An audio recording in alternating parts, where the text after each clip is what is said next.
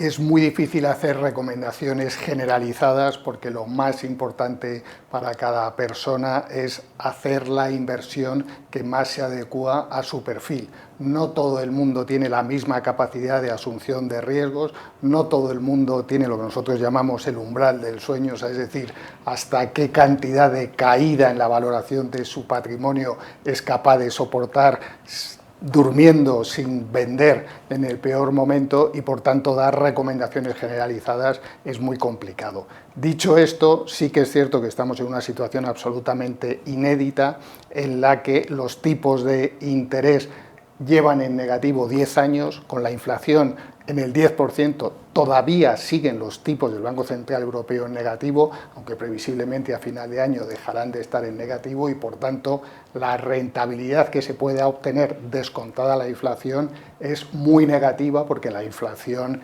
está en los niveles que todos conocemos. Por tanto, para obtener un aumento del patrimonio es necesario asumir riesgos, y claro, esa asunción de riesgo lo que supone es que la valoración puede tener oscilaciones significativas, y por tanto no se pueden dar recomendaciones generalizadas, pero el mensaje claro es que para obtener rentabilidad es necesario asumir riesgos en las circunstancias actuales. Que sí que es cierto es que estamos en una situación este año 2022 en la que ha ocurrido algo que no había ocurrido por lo menos desde el año 94, y es que los que han invertido en el activo supuestamente más seguro, que es la renta fija, han tenido caídas en la valoración muy significativas. Esto conviene explicarlo. Cualquier producto, fondos de pensiones o fondo de inversión, tiene que valorar todos los días a precio de mercado todos los activos que componen su cartera.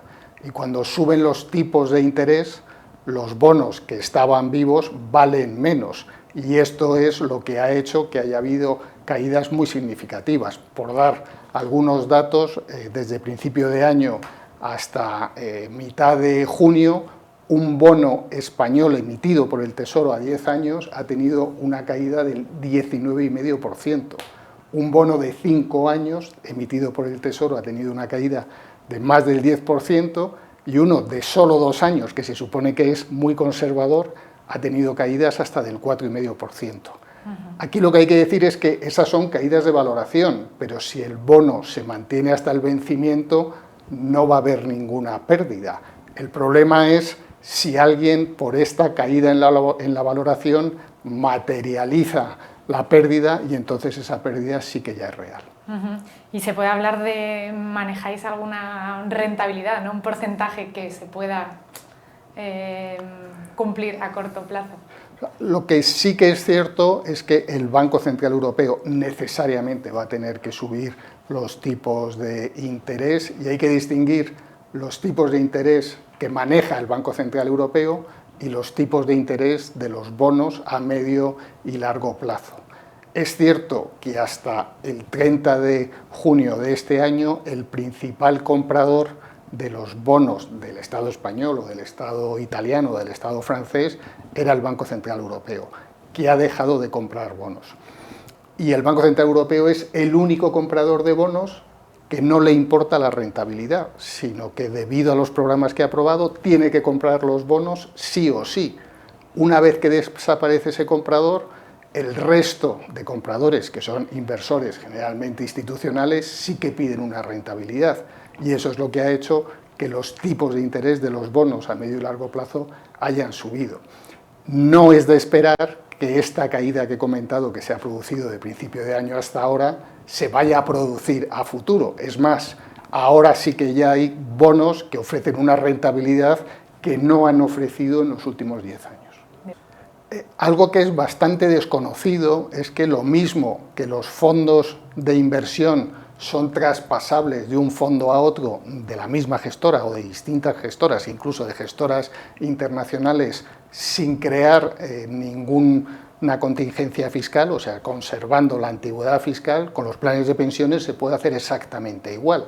Hay movilidad de los planes de pensiones, habrá que ver las características de cada uno para ver que no haya comisión de traspasabilidad, pero se puede pasar a otros planes de la misma gestora o incluso a otras gestoras, y desde luego que sí que recomendamos el hacer ese análisis, porque hay muchos planes de pensiones y no hay por qué estar en uno en el que uno está incómodo, pudiendo ir a otros. Repito, siempre que se quiera rentabilidad hay que asumir volatilidad en la valoración del plan. Planes de empleo existen desde hace mucho tiempo. Ahora, estos nuevos planes de empleo que se quieren poner en práctica, desde luego que con los condicionantes que hay a día de hoy, parece difícil que vayan a tener éxito en el corto plazo. La realidad es que de momento se han puesto limitaciones y muchas trabas a los planes existentes sin que estén disponibles todavía estos nuevos planes.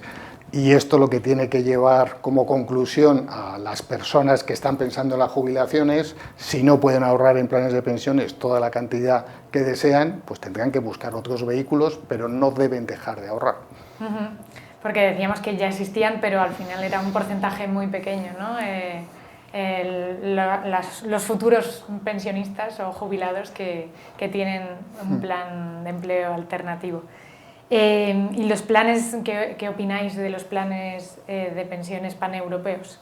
Yo creo que quedan bastante lejos de momento, y desde luego que no parece que vayan a tener un volumen muy relevante en España en los próximos años. Pero insisto en que las personas que piensan en la jubilación tienen que pensar en cuánto son capaces de ahorrar cada año. Y luego la decisión de en qué vehículo materializarlo es una decisión secundaria, y los planes de pensiones no dejan de ser una de las opciones, pero en absoluto tiene que ser ni la primera ni necesariamente es la mejor. Y eso lo digo desde una entidad que tiene un volumen significativo en planes de pensión.